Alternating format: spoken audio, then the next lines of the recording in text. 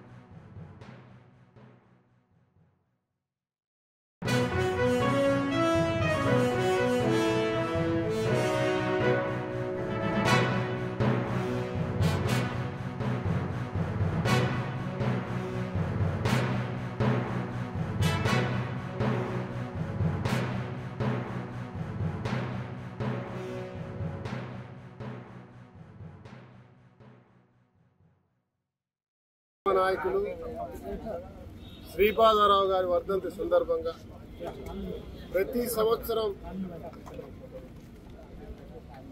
పెద్దపల్లి జిల్లాలో ముఖ్యంగా రామగుండం కాన్స్టిట్యున్సీలో నిరంతరం జయంతి వర్ధంతి ఉత్సవాలు జరుపుతూ ఉంటారు. వారి ఆశయాలను కొనసాగిస్తూ వారు రాజకీయాల్లోకి వచ్చిన తీరు, రాజకీయాల్లో వారు తీసుకొచ్చిన సంస్కరణలు, స్పీకర్గా వారు చేసిన సేవలు, పూర్తిగా వెనుకబడ్డ ప్రాంతమైన మంత్రిని రాష్ట్ర వ్యాప్తంగా పివి నరసింహారావు లాంటి వాళ్ళు ప్రధానమంత్రులు అయినా కూడా వారు ఇక్కడ పోటీ చేసినారని చెప్పారు తప్ప అభివృద్ధి శూన్యం ఉండదు. కానీ అభివృద్ధిని చేస్తూ ఈ యొక్క ప్రాంతాన్ని పూర్వ కరీంనగర్ జిల్లాలో అనేక ప్రాంతాలకు అనేక మంది నాయకులకు మార్గదర్శకులుగా రాష్ట్రాల్లోనే ఒక ప్రత్యేకమైనటువంటి ఒక గుర్తింపును తెచ్చుకున్నటువంటి వ్యక్తి ఇవాళ ముష్కరులకు బలైపోయి ఈ రాష్ట్రానికి భావి తరాల యువతకి ఆదర్శంగా నిలిచి తన యొక్క ఆశయాలను కొనసాగించడానికి మరి వారి యొక్క తనయుడు శ్రీధర్ బాబు గారు ఈరోజు కూడా 5వసారి శాసనసభ్యుడిగా మంత్రిగా కొనసాగిస్తారు. మేమందరం కూడా శ్రీపాదారావు గారికి అత్యంత దగ్గర సన్నిహితులు. ఇక్కడ తల్లిదండ్రులు కొంతమందిని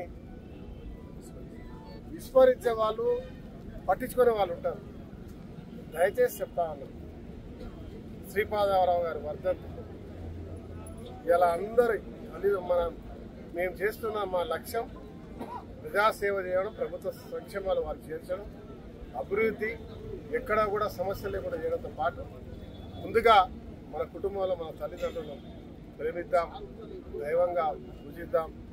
వారు లేకపోతే వారు ఇచ్చినటువంటి జీవితానికి ఒక మార్గాన్ని చూపించే విధంగా అందరూ కూడా ఇలా శ్రీధర్ బాబు గారి కుటుంబాన్ని చూసి నేర్చుకోవాల్సిందిగా నేను మీ ద్వారా ప్రజలను ధన్యవాదాలు.